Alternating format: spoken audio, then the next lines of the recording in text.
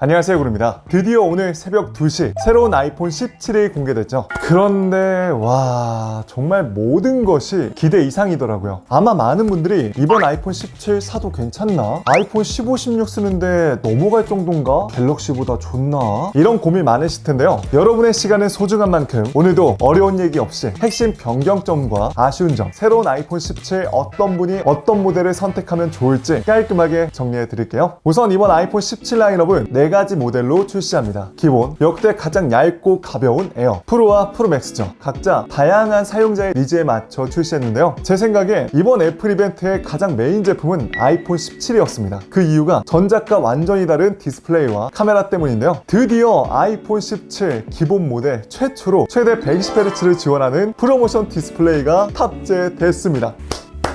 이건 프로처럼 최소 1Hz부터 120Hz까지 가변 주사율을 사용하는 거기 때문에 이렇게 꺼진 화면에서도 시계 화면이 보이는 AOD까지 똑같이 제공합니다. 이게 저는 이번 애플 이벤트에서 가장 박수 칠만한 부분이었어요. 사이즈도 0.2인치 더 커진 6.3인치의 더 얇은 베젤, 3000니트 부분 최대 밝기로 채광이 쨍한 야외에서도 시인성이 더 좋아졌고요. 세라믹 쉐이드 2로 스크래치는 3배나 더 강력해졌습니다. 무게는 7g, 소폭 증가했는데 이건 사이즈가 0.2인치 커졌으니까 충분히 이해할 하더라고요. 색상은 5가지, 라벤더, 블루, 블랙, 화이트, 세이지 컬러까지 있습니다. 이 컬러가 많이 있다라는 거는 그만큼 신경 많이 썼다라는 건데 컬러가 모두 다 잘 나와서 디자인까지 더 이뻐졌어요. 그리고 칩셋은 이번에 완전히 새로운 A19 칩셋이 탑재가 돼서 전작 아이폰 16 대비 20%나 더 빨라졌다고 합니다. 배터리 향상도 일환해서 최대 30시간 사용이 가능하다고 하고요. 카메라는 4800만화소 후면 듀얼 퓨전 카메라가 탑재가 됐는데 2배 망원의 접사 사진까지 된다고 합니다. 그리고 이게 포인트인데 이번에 전면 카메라가 굉장히 좋아졌어요. 일단 화소가 1800만화소로 전부 다 600만화소 더 증가가 됐고요. 센터 스테이지 기능이 들어갔습니다. 게다가 최초로 정사각형 센서가 탑재가 돼서 세로든 가로든 화각이 동일하게 나오고요. 이건 제가 잠시 뒤에 소개해드릴 에어와 프로와 프로맥스 모두 다 동일하게 업그레이드가 됐고 사람 명수에 따라 자동으로 가로 비율 촬영까지 가능해졌다고 합니다. 거기다 흔들림 방지 액션 모드도 적용이 되고요. 페이스타임 할 때도 피사체를 최대한 가운데로 알아서 잡아준다고 하죠. 그래서 평소 셀피 촬영 많이 하시는 분들, 화상 채팅, 페이스타임 많이 하시는 분들에게 정말 이번 아이폰 17이 매력적인 포인트가 될 것 같습니다. 기본 용량은 전작보다 2배 더 증가된 256GB 저장 공간을 가지고요. 여기가 포인트인데 799달러로 가격이 동결이 됐습니다. 그런데 정말 놀라운 건 국내 가격은 전작보다 훨씬 더 저렴해졌다는 거예요. 와, 이거 진짜 미친 거 아닙니까? 프로모션 디스플레이에 칩셋 좋아졌죠, 카메라까지 좋아졌는데 어떻게 전작보다 가격이 다운이 돼요?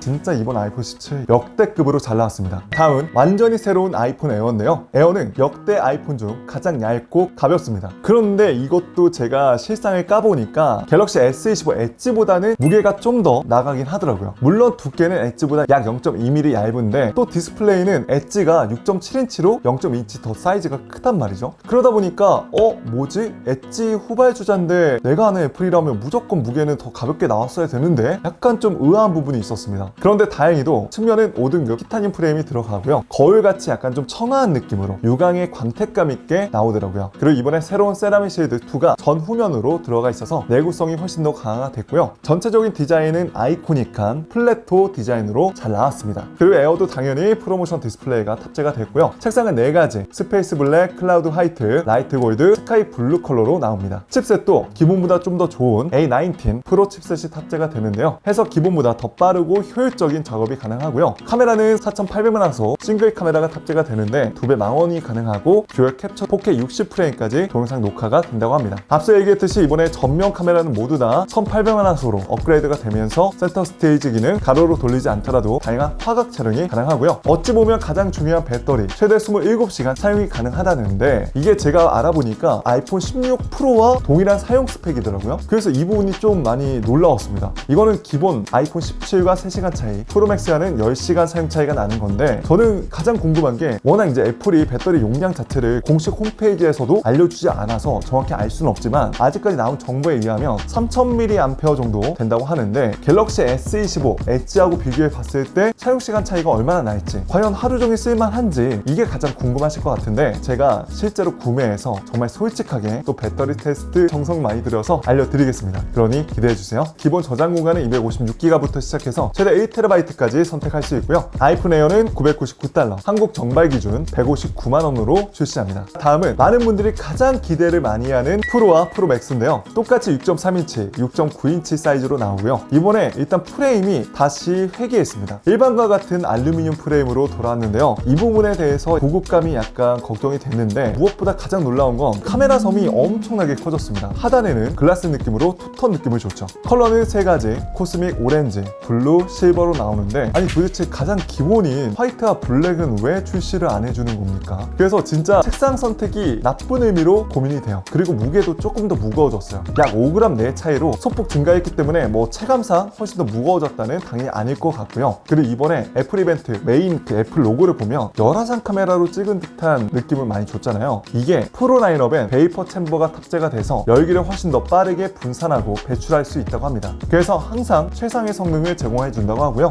이번 아이폰 17 프로 라인업에 들어가는 A19 프로 칩셋은 에어와도 조금 끝나누기를 둬서 6코 CPU와 6코 GPU가 탑재가 됐습니다. 그래서 고사양 게임도 높은 프레임으로 몇 시간이고 안정적인 플레이가 가능하다고 하고요. 16 프로 대비 지속 성능이 40%나 향상이 됐다고 합니다. 그리고 아이폰 사상 가장 큰 배터리가 탑재가 됐다고 하는데요. 프로맥스는 무려 37시간이나 동영상 재생이 가능하다고 하죠. 그리고 여기서 포인트가 또 eSIM 온리 모델은 배터리 용량이 조금 더 늘어난다고 합니다. 그래서 사용시간 중요하신 분들은 eSIM 온리 모델을 구매하신 분들도 분명 있을 것 같아요. 그리고 카메라 최초로 이번에 후면 카메라 3개 화각 모두 4800만화소가 탑재가 됐습니다. 줌도 무려 8배 줌까지 가능해져서 멀리 있는 피사체도 선명하게 찍을 수가 있죠. 그런데 이거는 뭐 이미 갤럭시 울트라에서는 뭐 전작부터 다 되던 기능이기 때문에 놀라운 기능은 솔직히 아니더라고요. 그래서 줌 때문에 굳이 저처럼 S25 울트라까지 들고 다니셨던 분들은 이제는 아이폰 17 프로 라인업만 들고 다녀도 된다는 거죠. 그리고 센서도 56%더 커졌기 때문에 저조도에서 더 선명하게 나올 수 있다고 하고요. 동영상 촬영은 4K 120프레임까지 가능하다고 합니다. 이게 어느 정도 좋아졌는지 솔직히 잘 모를 수 있잖아요. 근데 놀라운 건 이번 애플 이벤트를 아이폰 17 프로로 촬영하고 있더라고요. 저는 애플 이벤트 보면서 와 화질 왜 이렇게 좋아? 왜 이렇게 선명해? 싶었는데 이게 아이폰 17 프로로 찍고 있었다니 아 진짜 카메라 좋구나 생각이 들었습니다. 그리고 이번에 젤락이라고 해서 전문가 수준의 전환을 제공해서 저처럼 컨텐츠 크리에이터나 동영상 촬영 전문으로 하시는 분들에게 좀 더 좋은 카메라 성능이 탑재가 됐고요. 마지막으로 새로운 케이스가 나왔는데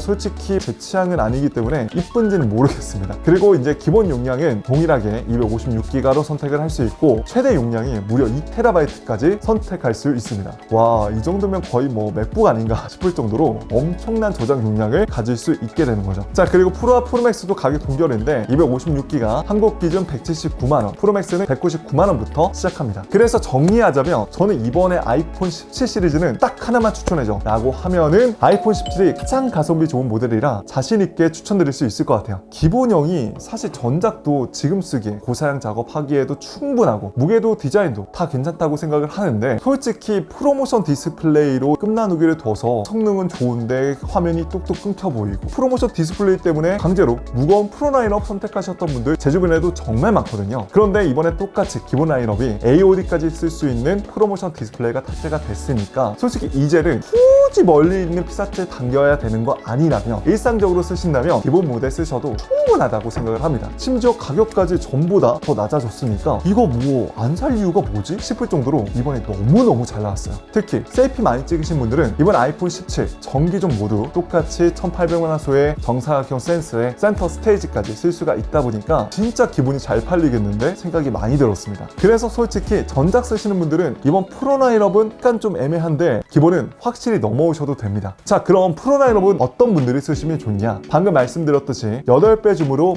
멀리 있는 피사체를 자주 찍으실 분들이 있거나 전문적인 사진이나 영상 촬영하시는 분들, 프로맥스는 좀 더 큰 화면으로 몰입감 있는 영상 시청이라든지 고성능의 작업과 게임을 즐겨 하시는 분들에게 추천드릴 수 있을 것 같고요. 그리고 에어는요, 평소 디자인과 무게를 중시하시거나 스타일을 우선적으로 선택하시는 분들에게 충분히 매력적이라고 생각하고요. 저처럼 서브폰을 쓰시는 분들, 라이트하게 스마트폰 쓰시는 분들에게 추천드릴 수 있겠네요. 자, 이렇게 오늘 아이폰 17 핵심만 깔끔하게 정리해 드렸는데요. 여러분이 생각하기에 이번 아이폰 17은 어떤가요? 저는 원래 무조건 프로맥스는 구매를 하고 기본을 서브로 놓고 쓰는 느낌으로 구매를 했는데 이번에 처음으로 기본이 이번 애플 이벤트의 메인인가 싶을 정도로 너무 잘 나와서 아이폰 17은 에어랑 기본 프로맥스까지 구매할 예정입니다. 과연 최신 갤럭시와 비교했을 때 어떤지 개인적으로도 너무 궁금하기 때문에 앞으로 누구보다 솔직하고 깔끔하게 핵심만 비교해 드릴 테니까요. 구독 구독과 알람 설정하시고 영상 놓치지 마세요. 오늘 영상도 도움이 되셨다면 좋아요 한 번씩만 눌러주세요. 앞으로 저는 이렇게 어려운 얘기 없이 제품의 핵심과 삶에 유용한 꿀템과 꿀팁만 알려드릴 테니까요. 많은 기대 부탁드립니다. 긴 영상 끝까지 시청해주셔서 감사합니다.